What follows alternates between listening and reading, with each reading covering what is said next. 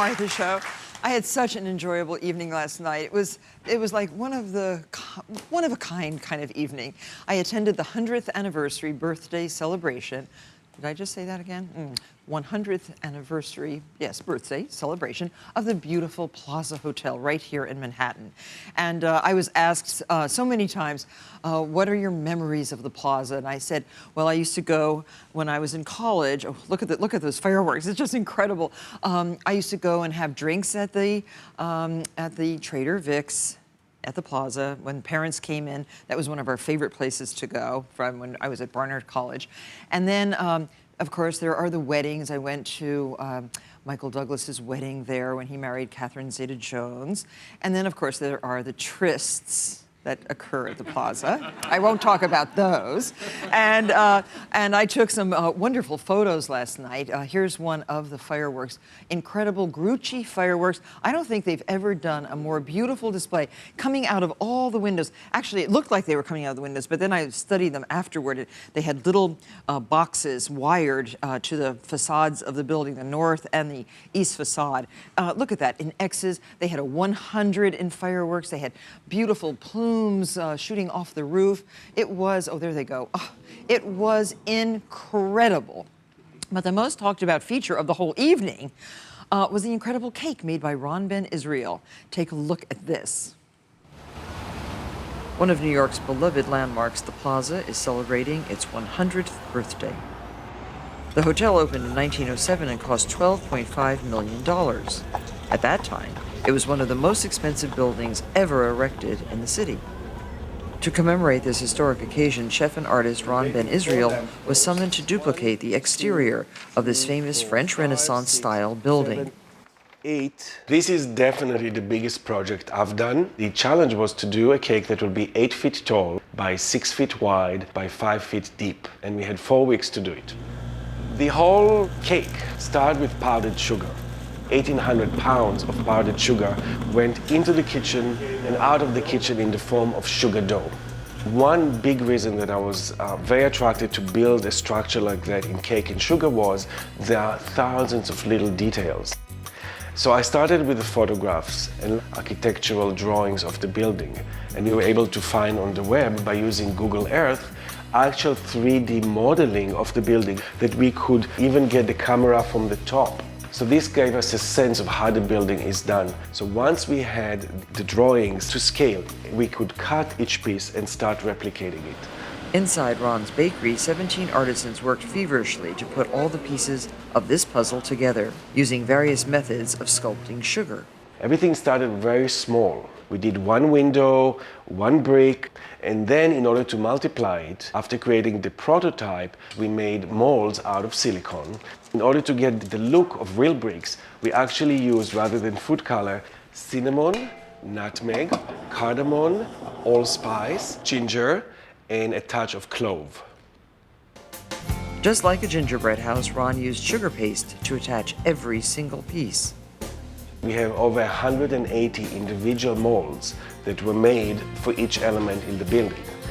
These details included 1,199 windows, 75 balconettes, 58 planters, and 23 street-level lamps painted with real 24-karat gold. Ron and his team also created 2 corner turrets crowned with domes, as well as an army of finials, ornamental structures on top of the roof. All those details of the roof were created 100 years ago, but by special artisans. I know that they used to bring stone carvers from Italy, and they spent a lifetime working on those magnificent pieces of architecture. In fact, the mansard roof is one of the most iconic features of the Plaza. The other is the double P cartouche, which appeared on the cake 344 times. We want people not just to look at the cake, but also partake and eat it. We're going to be serving our purest vanilla cake, named our White Cloud Cake, with layers of French vanilla buttercream, studded with broken chocolate cookies. 350 pounds of butter and 1,400 cream-filled cookie wafers were added to the Swiss meringue buttercream filling.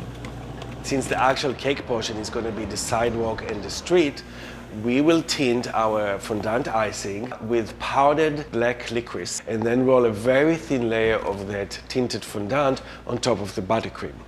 And the next challenge for us will be how to take all the parts and bring them over to the plaza.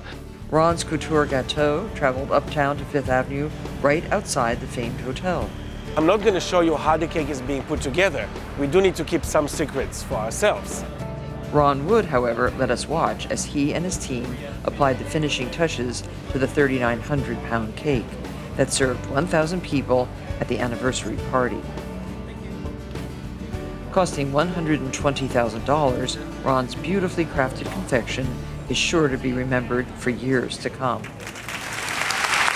Well, here's a photo of me beside the cake last night, just to put the cake in perspective.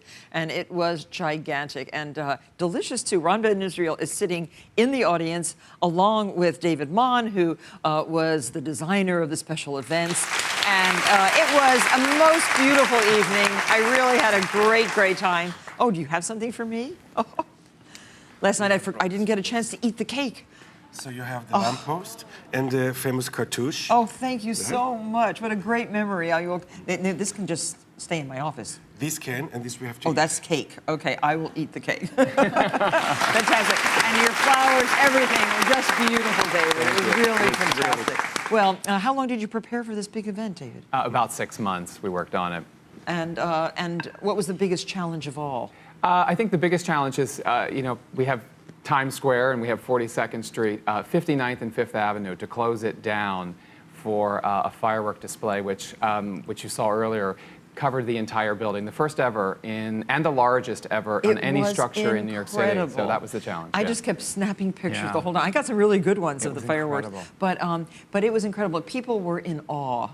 And then you had Paul Anka singing, and you had a full orchestra playing in front of the plaza, on the Grand Army Plaza, it's called, with all the gilded statuary and the fountains. And it was an amazing thing. Is this the largest cake project that you've ever undertaken? Definitely. Yes. And it was so interesting. I mean, you are Israeli. Right. And there were so many Israelis there because the building is owned by an Israeli real estate family. And they gave the most beautiful speeches. And they're so proud of their project. And this plaza is now going to be a condominium, as well as a hotel, as well as a whole wonderful street of retail shops. And the ballroom for weddings. Oh, yes. Oh, I can't wait to see the ballroom. So, we meet for tea. Well, it's beautiful. And the lobby, that is the most beautiful lobby in New York, I think. And people who are going to live in this, and so many people came up and said, that's my apartment. That's my apartment. And they were showing me their windows, and they were so excited about having bought an apartment in the building. Did you get one, Ron? Of course. Oh, yes? Up under the roof with me, up in a little turret someplace. And I had no idea when you look at it from above that had such a huge atrium. Yes. I had no idea. See, Google Earth is a wonderful thing. Excellent. We have to do a whole segment on Google Earth. Just remember that. Thank you so much for being here. Congratulations on a wonderful project. When we come back, I'll be in the craft room with Hardball's Chris Matthews, so don't go away.